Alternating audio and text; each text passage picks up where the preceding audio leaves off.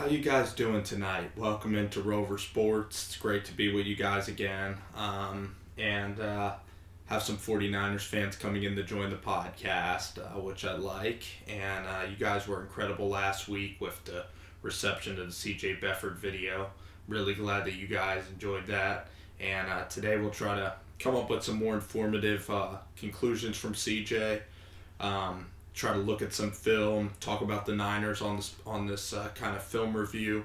A lot of time, I just even like to talk about the game itself and how it kind of plays out and my opinions on, what the team should do moving forward and so on and so forth. So, right here's a 3rd and 9 for CJ, and this game, first of all, I think it was closer than the score indicated. So here we're going to get CJ, and they're playing a cover one. A couple of these guys are off coverage. So he's looking at Pierre, and that guy was guarding him, and it was a decent release. The problem is right here is that, CJ has great protection. He should slide in, and then Kittle has the entire middle of the field here where he's going to cut this route off. So the throw should be right to Kittle for a first down immediately. That should be his read.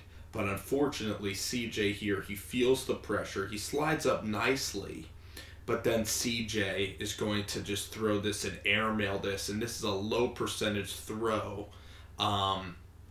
Again, we had Trent Taylor, or we had, I believe his name's like Trent Taylor or Trent Thompson. He fumbled a punt, a rookie, and that put the Niners in a hole early to start the game. Okay, so that was one play with CJ. Protection was good, and yeah, just an air throw. So let's try to go now to the second drive of the first quarter, where we get a couple of athletic plays from CJ Beathard here.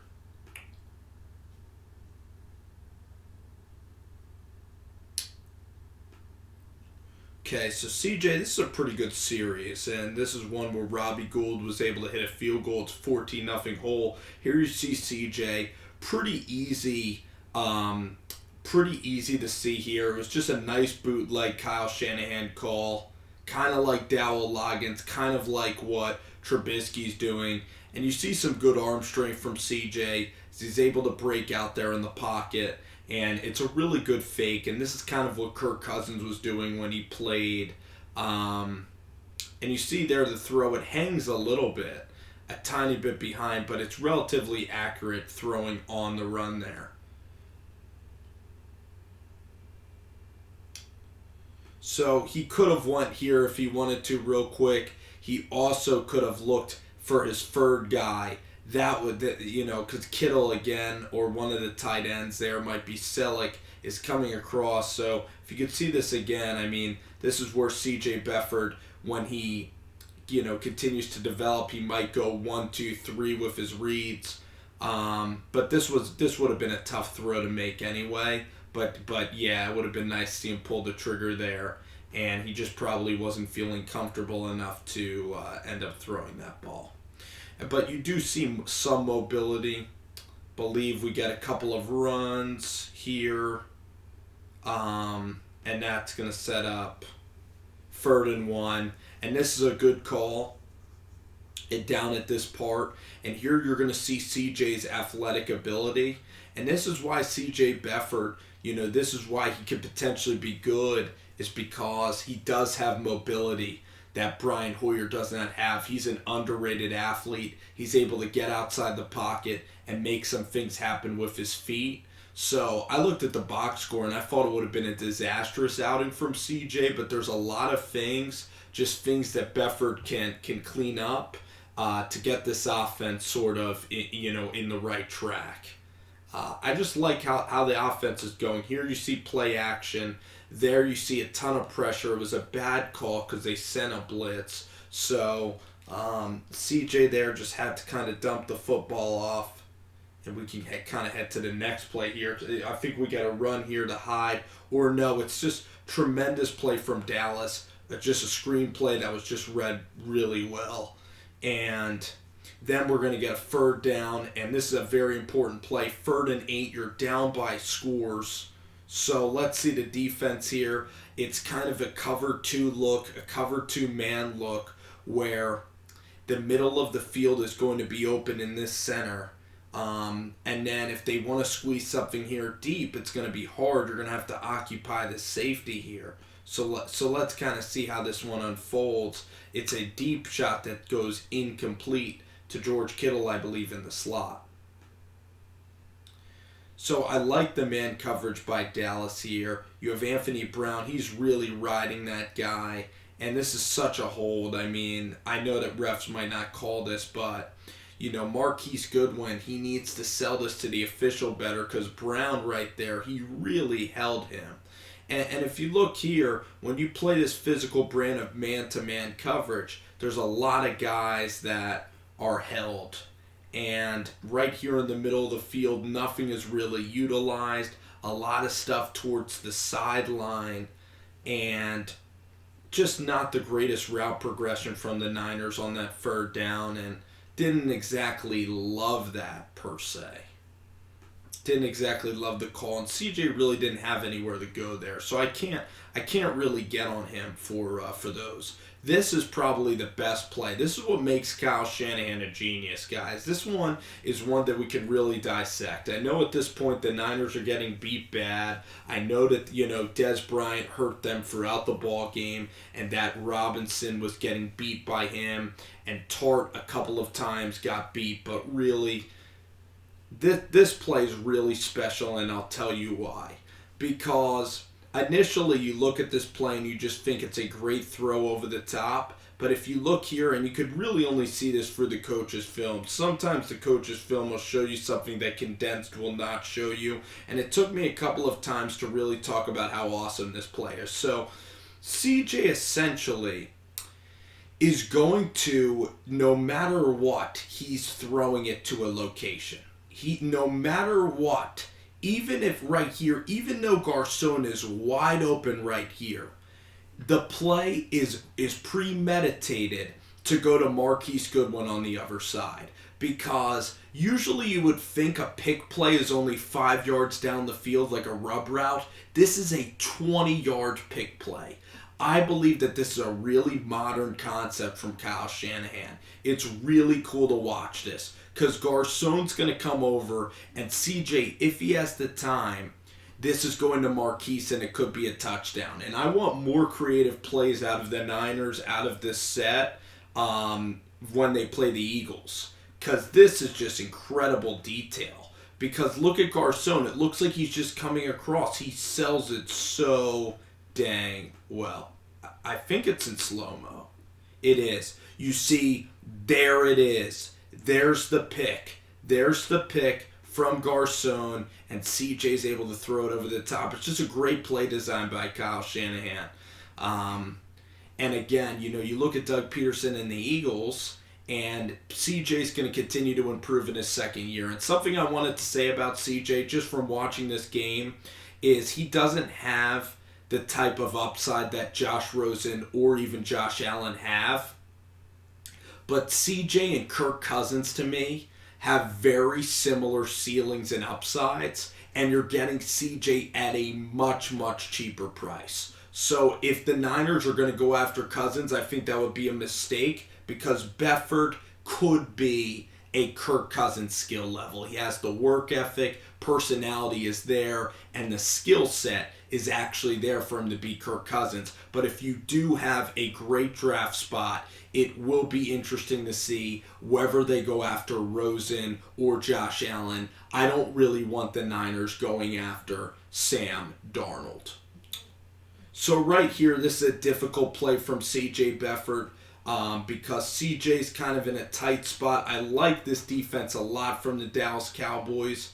It's a very hard defense to kind of go against. It's kind of Seattle-like, where they have a lot of guys playing in safety, only a couple of guys rushing. So CJ here, that's a very tough throw, because Jalen Smith is really playing the route well, and Jalen Smith actually is getting better each and every week. And it's kind of a great story after what he dealt with in the Fiesta Bowl. But here's CJ Beathard, and Jalen Smith is coming over, and he's making it really hard. It's hard to fit that ball into his zone. So on the condensed version, it looks like he short hops a guy who's wide open. But here you can see that literally that he's throwing into a lot of trouble. And I guess CJ would have to dump that off to Hyde, and you'd probably just have to take what the defense give you 5 yards a pop, and kill him with like a million paper cuts. That's the sort of defense that Marinelli called, and that look, I believe, might be like cover 3.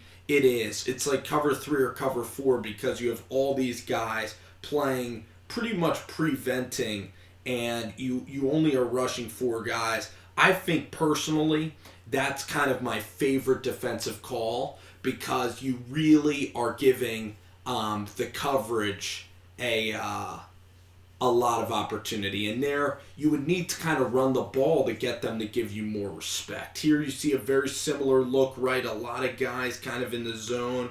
Middle of the field here is apart. This is kind of what Seattle does too. Again, it's like cover 2. So middle of the field, you got to try to get guys. And here Garcon is open, and CJ doesn't hit Garcon. And you look at CJ here, he's a little skittish, and you're going to see a better angle here when we get to this next point. CJ here took some awful sacks in this football game. And these are things that are correctable as a rookie. It's not like CJ is like a J.P. Lossman or a Kevin Cobb where he's just looking to run immediately. But he doesn't utilize the pocket. He needs to step up there and hit Pierre Garcon if it's going to be next level. And let me tell you this, guys. The guards of the Niners got beat all game long. DeMarcus Lawrence is a complete and total beast. He had a huge play in this game. And also, I wanted to say this, is that Carlos Hyde really didn't run the ball consistently. Part of that is Kyle Shanahan's fault, but also CJ, he wasn't put in unbelievable positions by the running game. And we're still seeing, though, on this tape, CJ makes some serious good throws, like the one to Goodwin, the play action fakes. So, and then look at this play right here. Such a quick hitter by CJ. Watch CJ and the ability of him to quickly throw on the move, plenty of velocity. CJ's a good athlete, and he's making some exciting plays. And versus the Eagles that just struggled versus Kirk Cousins, I'm just can't wait to see more. I thought that this would be a crap show from CJ, but if you watch the game pretty closely, I mean, the guy's kind of dealing in certain ways. Here, I believe CJ might hit Kittle pretty soon. He hits Garcon here for 8 yards on 2nd and 13. Let me see if I can remember this play. Yeah, very accurate throw by CJ. And I'll dissect these two plays pretty quick too. These throws right here against this type of soft zone. Let's see what they're playing here. The Dallas Cowboys here are playing almost like a cover 4, it looks like, because a lot of these guys are really playing back. So, again, it's a very zone-like scheme on 2nd and 13 for Marinelli. So, but one part I want to talk about CJ here is that I believe his drop back is too damn slow. And I think that's with a lot of quarterbacks. But you look at that in real time, and against Dallas, there needs to be more urgency in this drop. Okay? I want to see him out right there. This necessary 7-step drop, it's just completely unnecessary. It takes too long for Beathard to get ready to throw. So I'd rather him do. I'm not a fan of that really at all. Here you're going to just see a great recognition from CJ. You're going to see him hit George Kittle right here on this route. Great cut. Ball's out in plenty of time. So overall, I mean, there are some impressive things from the tape with CJ during this game, and it wasn't totally awful. he did have this play on the 6-yard line where the Niners could have tried to punch it in. And he had a guy open in the back of the end zone as well. He had Goodwin open, and that's unfortunate. CJ was a tad late on some decisions. Dallas was very opportunistic, and that's why the Cowboys ran away with it. When you get a Zeke 80-yard screen pass, when you get Witten one-hander, when you get fumbles and turnovers in the special teams game and you're in a huge hole, it's just kind of hard to dig out of it. And the Niners are not that far, but this is really going to test everything about Shanahan and John Lynch now. I expect the team to fight, to compete, and this was a brutal, brutal loss with Reuben Foster coming back, with some momentum from Washington, CJ's first start. The Niners need to pick up a couple of wins this year. They need to keep the stability, and this is really important for Robert Saleh because there's way too much talent on this defensive line for the Niners not to be affecting the game to that degree. And for the defensive coordinator, he's really on the hot seat because you want to see if Saleh can be the guy for the job. And obviously firing Saleh wouldn't be ideal because you want to build that kind of consistency and camaraderie just like Jim Schwartz has in Philadelphia. You want to build sustainability when you're building a team. So for Rob Saleh, these are some big-time weeks. So I'll get back to you guys soon. More film review next week. Eagles and Niners. We'll see you guys, okay?